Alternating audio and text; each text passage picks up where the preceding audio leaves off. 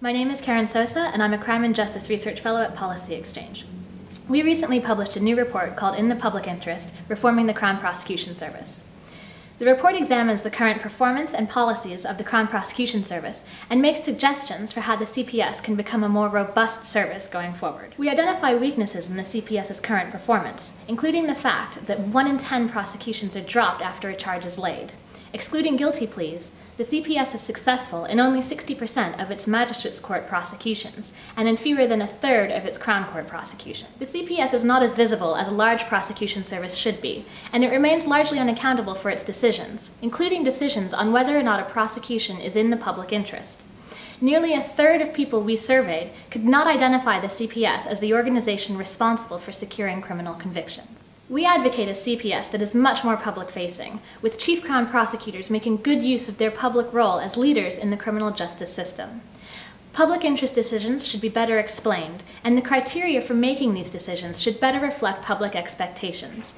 Nearly 2/3 of people we surveyed did not agree with the criteria that the CPS currently uses in assessing the public interest.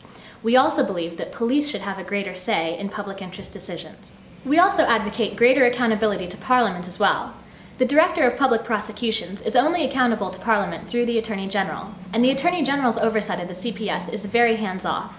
This further removes the CPS from public accountability and transparency. Our report makes 3 overall conclusions. 1, the CPS should be much more public-facing, and its performance metrics should more accurately reflect the strengths and weaknesses of the service. Public interest decisions and all prosecution decisions should be better explained and better aligned with public expectations. 2, the CPS should be a more professional service. This means it should be doing more of its own advocacy work and relying less on the independent bar. It should also welcome government plans to shift the responsibility for prosecuting motoring offenses and other minor offenses back to police forces. Finally, the CPS should be much more accountable to the public and to Parliament, and internal CPS leadership should be held to higher expectations with greater accountability for local performance. If you'd like to learn more, please click the link or visit www.policyexchange.org.uk.